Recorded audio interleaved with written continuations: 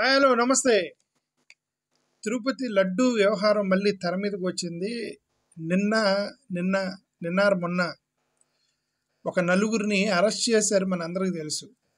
ఒక నలుగురిని అరెస్ట్ చేసిన తర్వాత మళ్ళా ఈ ఎల్లో మీడియా వాళ్ళు మళ్ళా తగులుకున్నారు దాని మీద.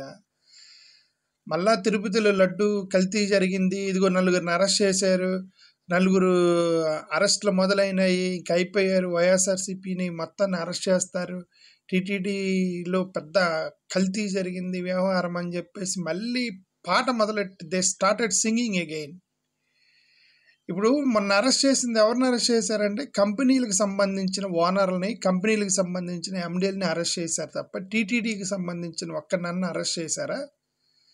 వైఎస్ఆర్సీపీకి సంబంధించిన ఒక్కనన్ను అరెస్ట్ చేశారు. ఎవరిని అరెస్ట్ చేశారు?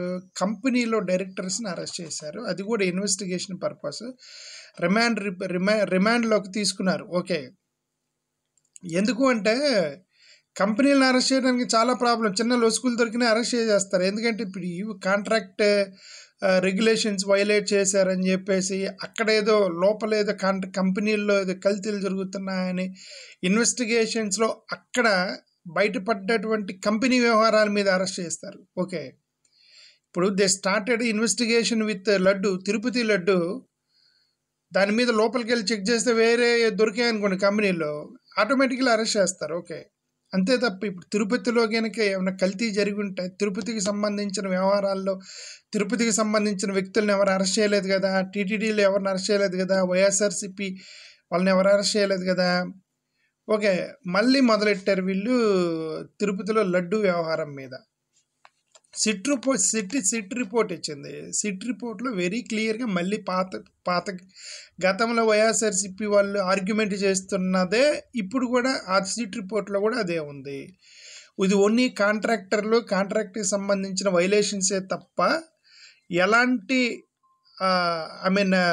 సస్పెక్టివ్ అడల్టరేషన్ ఆఫ్ గీ అనేది జరగలేదు అని చెప్పేసి చాలా క్లియర్గా రిపోర్టు మన సిట్ రిపోర్ట్లో ఉంది. అది సిబిఐ ఏం చేసింది, సిబిఐ రిపోర్ట్లో రాశారు. ఓకే, టీటీడీ మీద కానీ, టీటీడీ చైర్మన్ మీద కానీ, అప్పుడున్నటువంటి టీటీడీ బోర్డు మెంబర్ల మీద కానీ ఈ యొక్క సిబిఐ ఇచ్చినటువంటి ఛార్జ్ షీట్ కానీ, రిమాండ్ రిపోర్ట్ ఏదో అంటారు కదా, దాంట్లో ఎలాంటి టీటీడీకి సంబంధించిన టీటీడీ చైర్మన్ అప్పుడున్న సుబ్బారెడ్డి గారిని కానీ, భూమా కరుణాకర్ రెడ్డి గారు కానీ ఎవరైతే వాళ్ళ మీద ఎలాంటి పేర్లు కూడా లేవు. వాటిలో లేనప్పుడు ఇంక మరి మళ్ళా వైఎస్ఆర్సీపీని బ్లేమ్ చేయటం అనవసరం. ఓకే, ఇప్పుడు సిబిఐ రిమాండ్ రిపోర్ట్లో కొన్ని విషయాలు చెప్పారు వాళ్ళు. గతంలో వైఎస్ఆర్సీపీ వాళ్ళు ఏమైతే చెప్పారో దాన్ని సిబిఐ రిపోర్ట్లో కూడా రాశారు. ఏమని, టీటీడీలో ల్యాబ్ టెస్ట్ ఉంది అని సిబిఐ రిపోర్ట్లో రాసి ఉంది. చంద్రబాబు నాయుడు గారు ఏం చెప్పారు, అసలు అక్కడ టెస్ట్ చేసే ఫెసిలిటీయే లేదు, వాళ్ళు ఎక్కడ టెస్ట్ చేశారు, టీటీడీ అనేది అసలు టెస్టింగ్ ల్యాబే లేదని చెప్పేసి దేశవ్యాప్తంగా ప్రపంచవ్యాప్తంగా ఒక టీటీడీకి ఉన్న పరువు తీశారు నిజం చెప్పాలంటే.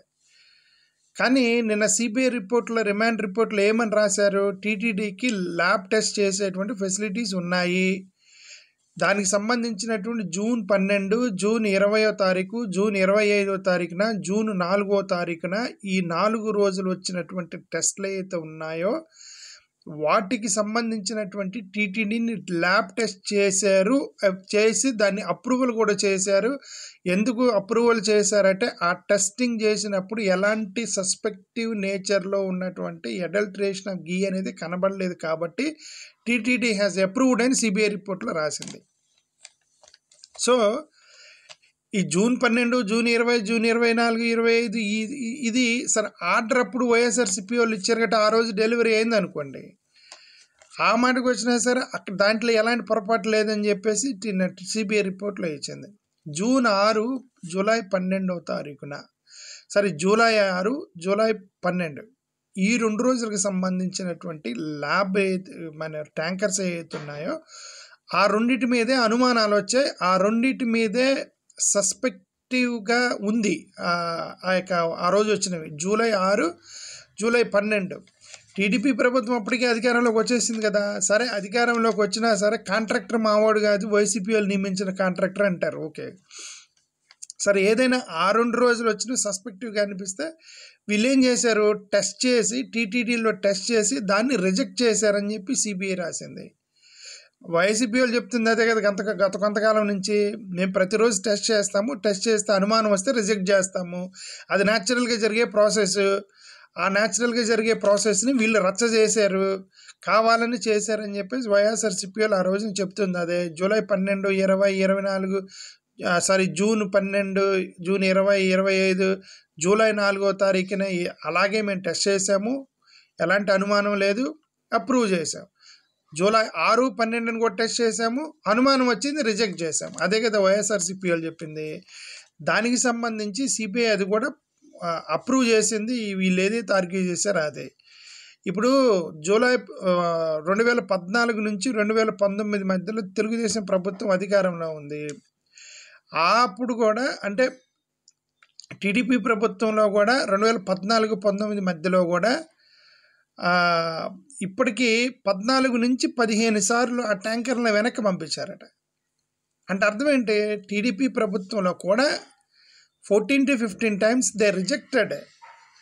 ఇప్పుడు వాళ్ళు రోజు పంపించినటువంటి ట్యాంకర్స్లో ఏదో ఒక రోజు అంత క్వాలిటీ స్టాండర్డ్స్ మీట్ అవ్వవు. క్వాలిటీ స్టాండర్డ్స్ మీట్ అవ్వనప్పుడు టెస్ట్ చేసి రిజెక్ట్ చేస్తారు ల్యాబ్లో. చాలా న్యాచురల్గా జరిగింది. ఇదే పని టీడీపీ ప్రభుత్వంలో కూడా 14-15 సార్లు జరిగింది. 2019-24 మధ్యలో జగన్మోహన్ రెడ్డి గారి టైంలో కూడా 18 సార్లు రిజెక్ట్ చేశారు. అప్పటికే 18 సార్లు రిజెక్ట్ చేశారు వైసీపీ గవర్నమెంట్లో కూడా.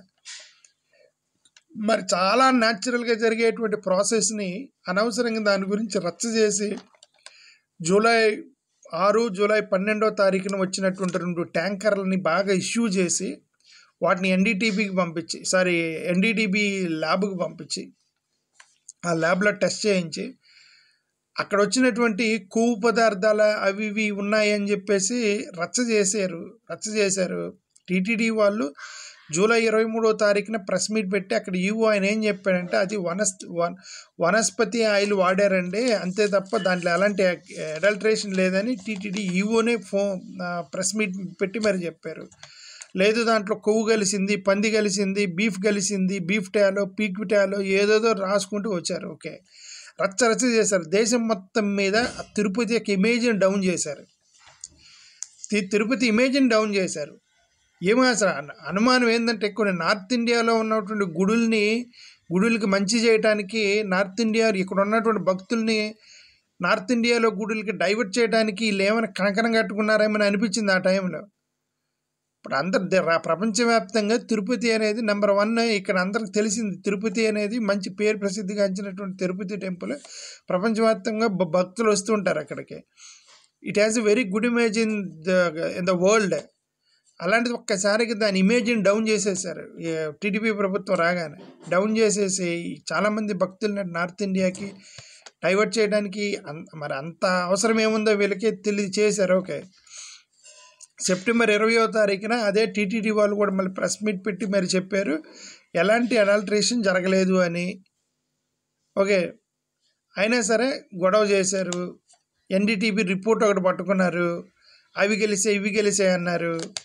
వైసీపీలో ఒక పక్క చెప్తానే ఉన్నారు, ఇదిగా మీరు ఆవులకి ఇచ్చేటువంటి ఫీడ్లో ఆవులు ఇప్పుడు ఆవులని బలంగా ఉండవు, కొన్ని ఆవులు వీక్గా ఉంటాయి, కొన్ని ఆవులు గడ్డి తినవు. వాటికి ఏం చేస్తారు, ఫీడ్ వేస్తారు. ఆ ఫీడ్లో ఏం కెమికల్తో చేసినవి కదా ఫీడ్స్ అవి.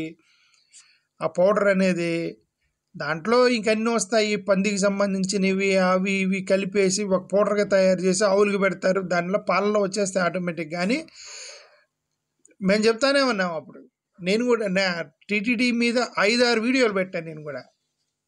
చివరికి తల్లి పాల నుంచి కూడా వచ్చింది, మన మదర్ ఇచ్చే పాలు ఉంటుంది కదా, ఆ పాలల్లో కూడా వచ్చింది by Pig content, beef content. ఎందుకంటే ఆ మిల్క్ పౌడర్ తాగిద్ది బలం కోసం మదరు, దాంట్లో కూడా వస్తాయని చెప్పేసి నేను కూడా ఒక వీడియో పెట్టినప్పుడు. ఓకే, అయినా సరే గొడవ చేశారు. సుప్రీంకోర్టు గొడవ చేసింది. సుప్రీంకోర్టు తిట్టింది వాళ్ళని, మీరు ఆధారాలు లేకుండా ఎలా చేస్తారు, ఈ విధంగా ఇంత పెద్ద ఇంటర్నేషనల్ ప్రసిద్ధిగాంచినటువంటి తిరుపతి మీద ఆధారాలు లేకుండా ఎలా చేస్తారని సుప్రీంకోర్టు వాళ్ళకు నోటీస్ ఇచ్చి వాళ్ళని గొడవ చేశారు. అయినా సరే ఆగలేదు. ఇప్పుడు మళ్ళీ నిన్న మొదలెట్టారు. ఒక 4గురిని అరెస్ట్ చేశారు. వాళ్ళని ఎవరికి అరెస్ట్ చేశారంటే అక్కడ వాళ్ళు once they go inside the investigation, ఆ కంపెనీల్లో జరిగేటువంటి పొరపాట్లు ఏమైనా ఉంటే ఆ కంపెనీల్లో జరిగాయే తప్ప ఆ సప్లయరు కాంట్రాక్టర్ల యొక్క పరిధిలో జరిగాయే తప్ప టీటీడీకి కానీ వైఎస్ఆర్సీపీకి కానీ సంబంధం లేనప్పటికీ లేదు కాబట్టి వాళ్ళని వరకు అరెస్ట్ చేశారు. ఓకే, వీళ్ళు మళ్ళీ మొదలెట్టి ఇదిగో టీటీడీలో కల్తీ జరిగిందని again they started spreading fake news. Thank you.